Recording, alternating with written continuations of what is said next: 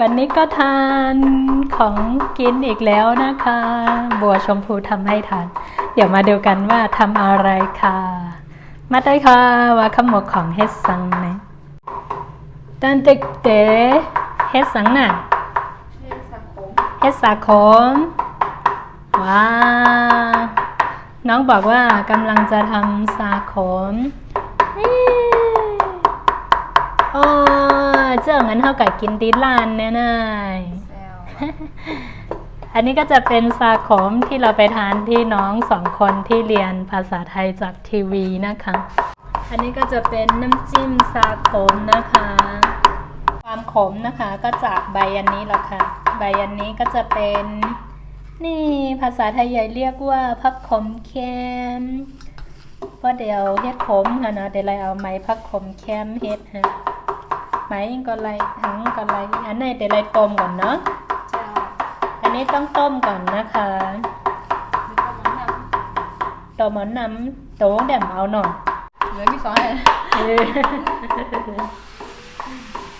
ช่วงนี้ก็จะทำทานโน่นทานนี่ปล่อยหน่อยนะคะเพราะอย่างนี้เลยดูอ้วนๆอวบๆกันทั้งบ้านเลยคักแหน่มจังกว่าอะไรนะเหลือเฮ็ดกินตีเฮิรนยันนั่นแหละวันกันตีดังกันกินนอนเอาหนาได้หนึ่งใส่ให้กินหนาละให้กินหนาละพ่อผมเคยกินหนาละแต่เพี้ยนเลยเนาะน้องบอกว่าถ้าไม่อยากทานจริงๆจะไม่ทำทานเลยนะคะปกติน้องจะไปซื้อมาทานเอาวันนี้โชว์ฝีมือให้เลยว้าอันนี้โมได้ทำไม่เป็นนะคะน้องทำเป็นดูอันนี้ก็จากมะเขือนะคะแล้วก็ผักชีฝรั่งขิงใบคิวนะคะเหยียงเทียงหน้าฮะใบคิวย่อยก็ใบคิว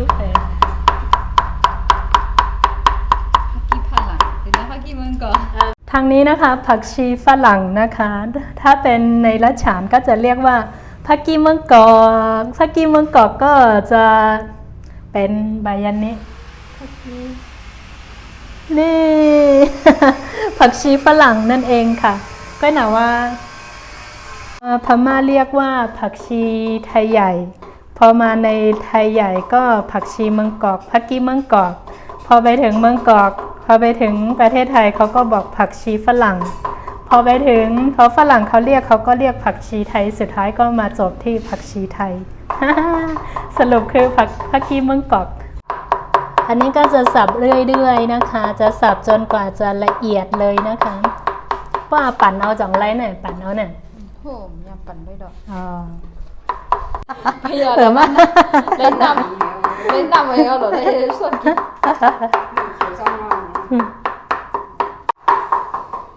เห็นไหมนี่นับไปมอเนื้อหมูน่ะตัวเองเด่นที่แท้ก็มารอเนื้อนี่เอง อันนี้ก็คือต้องต้มก่อนนะคะนี่ก็จะทานกับซาขมนะคะเนื้อหมูในก็จะกินกับซาขมในค่ะว่านี่คนกินกับเนื้อหมูก็นะเนื้อดังเนี้ยได้เหมือนกินกับหน่อยเนื้อวัวค่ะก็มันนั่นเป็นเด็กกินกับเนื้อวัวส่วนมากก็จะทานกับเนื้อวัวนะคะแต่ว่าที่บ้านนี้ไม่ทานเนื้อวัวก็เลยทานกับเนื้อสมัยนี้เขาก็ทานกับหมูกันทั้งนั้นเลยนะคะเพราะว่าเขาไม่ค่อยทานเนื้อวัวกันแล้ว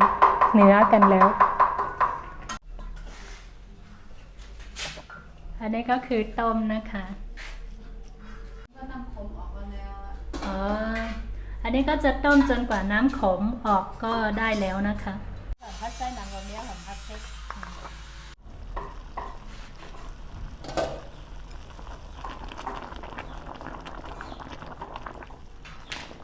ใจยอนเนี่ยไอ้ใส่สุดแก้วอะไรอ่ะต้องหั่นเป็นชิ้นบางๆนะคะไส้หมังก็แค่หั่นเรียบเป็นก็ดีย่อมไอหย่องถ้าเป็นในร้านนะคะเขาก็จะใส่สีแดงสีเหลืองเข้าไปนะคะเพื่อให้สีสวยขึ้น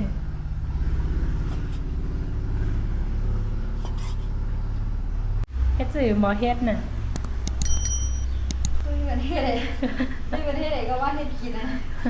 แต่กินที่เสียงไหนไม่เป็นที่ไหน เพราะเป็นถ้าแบบกินได้เสียงเห็นว่าเฮ็ดเนี่ยหมอลงเนาะ กินได้อันประเทศที่เสียงไหน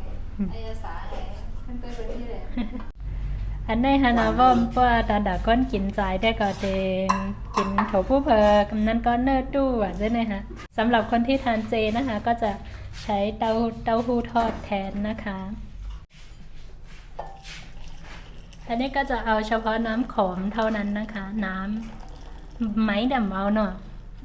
แล้วก็เดี๋ยวน้ำขมก้อยนะคะน้ำผักขมแก้มเนี่ยเดี๋ยวเลยไว้ให้กัดให้ก่อนนะคะน้ำอันนี้ก็ต้องรอให้เย็นก่อนนะคะ นี่วิธีทำน้ำจิ้มนะคะ จริงๆต้องรอให้เย็นแต่ว่าโมต้องไปสอนหนังสือน้องก็เลยทำให้ดูก่อนนะคะเด็ดๆก็เดี๋ยวเลยไปให้กัดให้ก่อนนะคะวันใส่เกลือชูรสนิดนึงนะคะ ใส่เกลือกับชูรสนิดนึงค่ะ ใส่น้ำมันก่อนนะ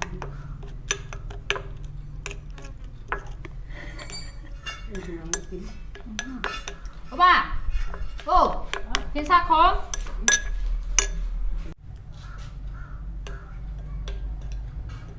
ทานกับขนมจีนนะคะ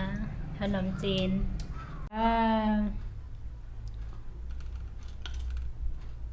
นี่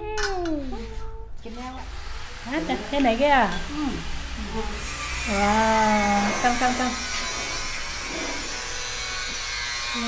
กินได้ยาวกินผักจ้ำกัน น้องบอกว่าทานด้วยกันค่ะ อันนี้ก็จะเป็นสำหรับแม่นะคะในเป็นตอนตาแม่นะคะยันว่าแม่มกินของหวานนี่เพราะว่าแม่ไม่ทานผงชูรสนะคะ ว้าวโอ้ยเย็นไรอ่ะเด็กใครกินเนี่ยเนาะ กินได้ยาวค่ะ เล่พี่เด่มปี้หน่อยเจ้าค่ะย่างกินได้ดิกำเฮ็ดกินเมี่ยว แล้วก็ให้ได้กินหมูกระทะ ฮัลโหล น้องบอกพวกนี้จะทานหมูกระทะนะคะบอกพวกนี้เฮ็ดกินหมูจีแต่ได้กินกับสาขมทานกับ เดี๋ยวเอาน้ำมันสุดเลย คนไหนนั่งไปเดี๋ยวตั้งม้วนถึงนี้กินได้เลย ทานกับแคบหมูด้วยนะคะ ถ้าใครทานเจก็ไม่ทานหมูหรือไม่ทานอะไรก็ได้ เอาแบบเนื้อสัตว์ปลอมหรือเอาเต้าหู้มาทานแทนนะคะ เป็นยังไงหวาน หวานแปลว่าอร่อย หวานเป๋ใจ แม่บอกอร่อยที่สุด หวานเป๋ใจก็คืออร่อยที่สุด เนี่ยว่าล่ะให้ไม่รู้ยังไงไม่หวาน ว่าเฮ็ดเล่นกูวันหนึ่งแค่เดียวหวานนั่น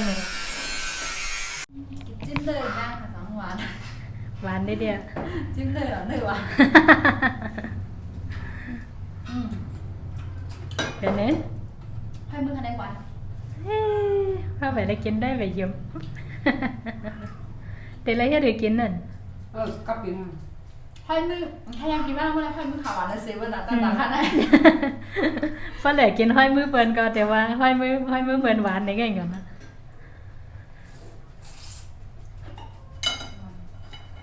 จุ๊บก่อนนะ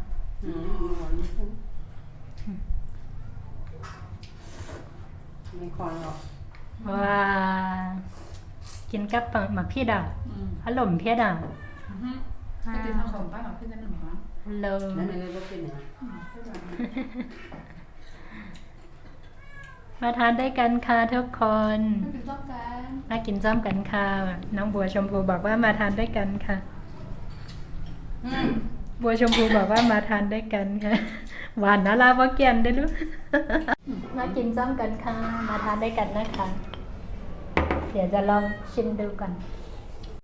ชิมดูก่อนว่าจะเหมือนที่ร้านไหม หรืออาจจะอร่อยกว่าที่ร้าน น้องบอกอร่อยกว่าที่ร้านนะคะเห็นไหนฮะเห็นไหนฮะ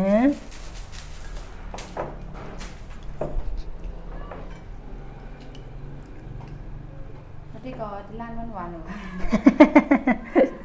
ถ้ามีตัวเธอกับว่าตัวเธอกับยองพอดียอง น้องบอกถ้าไม่ชมตัวเองแล้วใครจะชมเอาฝนเด็ดตกกันด้วยนะเดี๋ยวโมจะชิมก่อนนะคะ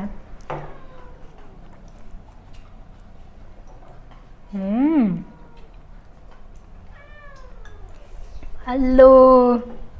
ตามว่ามันโลกะกินดิลันกันเลยอะตามว่าให้เฮ็ดเล่งเหรอ เฮ็ดกินเอาดังเดนเลยนำแฮนก่อนกินดิลันเนาะ นั่นแหละนำมาเนื้อเฮง นี่ ข้าวเสียนเพลง ข้าวเซนแหง น้ำมันสองเพลง เนื้อหมู2 แหง 3 แหงแล้วก็เหลือนั่นก็ ไม่สน ในสวนมดโอ้3 แหงกิน 3,000 จัดนะคะทานกันทั้งบ้านเลยโอ้ต่างบอกมาเฮ็ดกินดีกว่าเฮ็ดกินรีเซ กระซิกกันได้เสียงกา ก็กินได้อย่าง1 ป้อย 3 แหง 3 แหงห่างเนื้อวันนั้นเขาซื้อมากันนั่นกายนั่น เซลอะ มันน่ะมันสอนนึกพักอยู่นั่น เนี่ยเป็นเซนเตอร์ค่ะ อ๋อ ได้โอนได้เลยพักหนึ่ง อร่อยมากค่ะรสชาตินะคะก็จะเป็นขมๆนิดนึงนะคะ เพราะว่าทำจากผักขมแค้มไม่แน่ใจว่าภาษาไทยใหญ่เรียกว่าอะไรน้ำขมก็มาจากน้ำผักขมแค้ม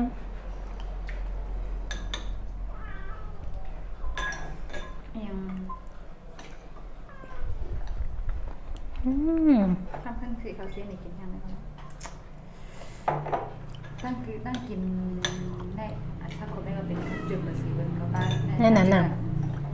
น้องบอกว่าซาขมนี้นะคะ จะเป็นของโปรดน้องเลยนะคะทานกับแคบหมูด้วยนะคะ อร่อยมากอร่อยจริงๆนะคะ อร่อย จะหอมเครื่องเทศแล้วก็เผ็ดนิดๆน้องบอกว่าถ้าทานซาขมต้องเผ็ดนะคะ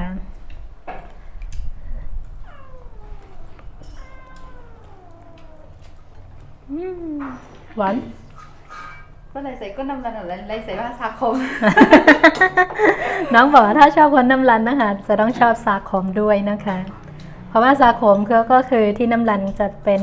ขึ้นชื่ออาหารขึ้นชื่อของที่น้ำรันเลยค่ะ ถ้ามันน้ำปลาเนี่ยมันเจอคาคมแน่มันคมอ่ะ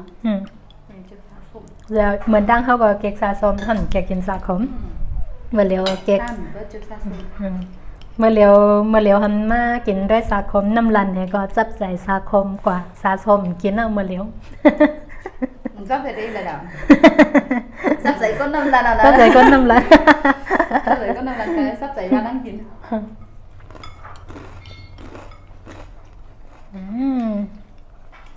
ตอนแรกว่าจะชิมก่อนนะคะอันนี้ไม่ใช่ชิมแล้วทานจริงๆเลย ลองอ่ะไปถึงขิงมันหิวแน่เลยนี่ก็หิวไปแม่ทานจนหมดแล้วนะคะ แม่ยกถ้วยซดเลยอร่อยมากแม่บอกอร่อยที่สุดอร่อยจนบอกน้องว่าไม่ต้องไปซื้อแล้วทานที่บ้านทำทานที่บ้านก็พอแล้ว อร่อยที่สุด อร่อยที่สุดที่สุด นั่นหู อร่อย น้องบอกว่าที่ทำอันนี้นะคะ จะเป็นครั้งแรกนะคะโอ้ เนี่ยเหมือนว่าถามว่าให้พูดถึงกันเลยว่านั่นได้ ฮัลโหล ชมแล้วชมอีกเชื่อว่าอร่อยก็อร่อยจริงๆนะ เดี๋ยวพรุ่งนี้นะคะ น้องบอกจะมาทำหมูกระทะให้ทานนะคะ น้องบอกอยากทานตั้งแต่ตอนไม่สบายแล้วแต่ว่าไม่มีโอกาสได้ทานสักที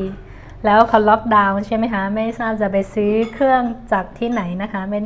ร้านก็ไม่เปิด พอตอนนี้นะคะล็อกดาวน์เสร็จแล้ว ตลาดก็มาขายแล้ว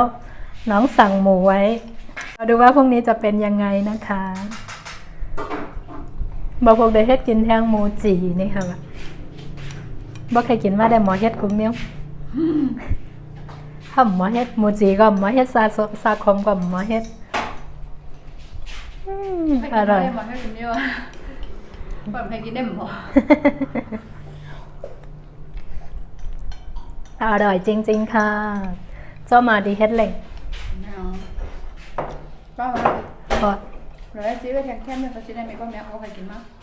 ก็ส่งมากิน เดี๋ยวตอนเย็นมาทานต่อนะคะ ตอนนี้ก็ขอตัวไปสอนหนังสือก่อนนะคะงั้นก็ยินโจมใหญ่นำถึงคำหมกของขอบคุณน้องบัวชมพูมากๆที่ทำให้ทานค่ะเจอกันใหม่ในคลิปหน้านะคะไปซุ้มค่ะ สวัสดีค่ะ เป็นส้มทาไต้หวันเหมือน ปนาว่าถอดแว่นในฮังลีนี่วะ ไปกลับได้ฮัน น้องบอกจริงๆ ถ้าใส่แว่นนะคะถึงจะมองเห็นตอนนี้ก็คือน้องมองไม่เห็นนะคะจะมองเห็นแค่เบลอๆอะไรอย่างงี้เพราะฉะนั้นเลยต้องใส่แว่นตลอดนั่นเองค่ะ ขอบคุณค่ะ บ๊ายบาย